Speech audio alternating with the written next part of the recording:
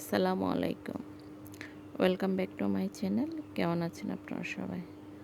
আজকে আমি গরুর কলিজা রান্না করব। চলুন দেখে নেওয়া যাক। এখানে আমি গরুর কলিজা নিয়েছি 1 কেজি। ছোট ছোট টুকরো করে কেটে নিয়েছি। এগুলো আমি সিদ্ধ করার জন্য একটা কড়াইতে বসিয়ে দিয়েছি পর্যাপ্ত পরিমাণ পানি দিয়ে। কলিজাগুলো সিদ্ধ হয়ে এলে উপরের ময়লাগুলো বেশি উঠবে। তারপর একটা চাকনির সাহায্যে পানিগুলো ছেঁকে নিতে হবে। তারপর ঠান্ডা পানিতে ধুয়ে নিতে হবে। কলিজা ঠান্ডার পরে আমি উপরে যে একটা শক্ত আবরণ থাকে সেটা তুলে নিয়েছি। আপনাদেরকে একটা চেক করে দেখাচ্ছি। এভাবে আমি সবগুলো তুলে নিয়েছি। কলিজা রান্না করার সময় এই চামড়াটা যদি তুলে ফেলে দেওয়া না হয় তাহলে রান্না করার সময় এবং খাওয়ার সময় তেমন একটা ভালো লাগে না। এটা ফেলে দিলে স্বাদ অনেক ভালো হয়।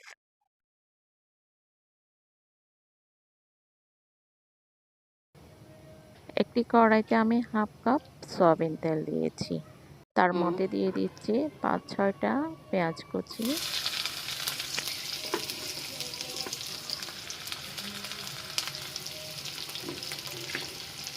2 টুকরো আদা রসুনের পেস্ট। এগুলো ফ্রোজেন করা ছিল।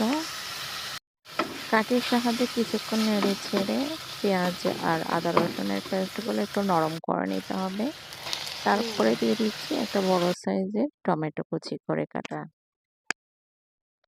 আরও কিছুক্ষণ নেড়ে ছেড়ে নিতে হবে যেন টমেটোগুলো নরম হয়ে আসে।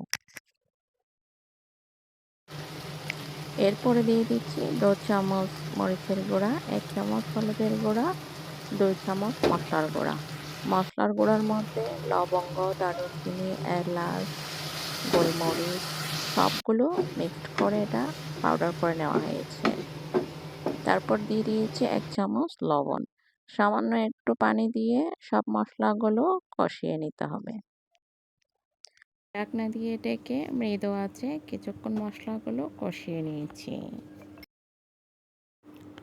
কষানো হয়ে এলে পরিষ্কার করা কলিজাগুলো দিয়ে দিচ্ছি।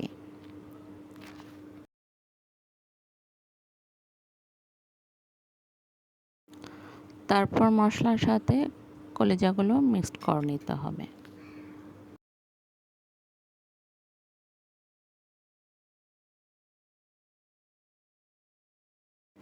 মিক্সড করা হয়ে গেলে ঢাকনা দিয়ে ডেকে মৃদু আঁচে কিছুক্ষণ কষিয়ে নিতে হবে।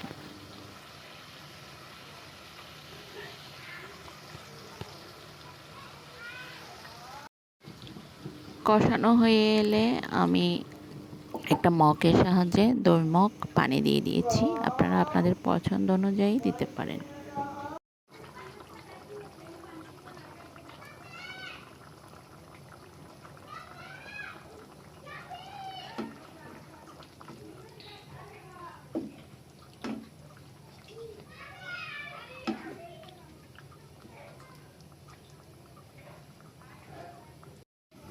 কিছুক্ষণ পর পর আমি ঢাকনা উল্টিয়ে নেড়ে ছেড়ে দিচ্ছি এবং চেক করে দেখছি কেমন হচ্ছে।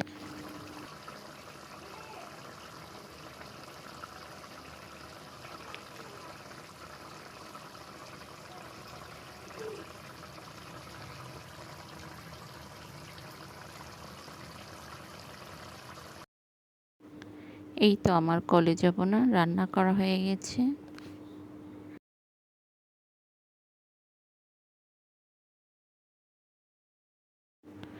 পরিবেশন করে দেখালাম। কেমন হয়েছে অবশ্যই কমেন্ট করে জানাবেন। সবাই ভালো থাকবেন, সুস্থ থাকবেন ততক্ষণ পর্যন্ত, আবার কোনো নতুন ভিডিও নিয়ে আসা পর্যন্ত। ধন্যবাদ সবাইকে। আল্লাহ হাফেজ।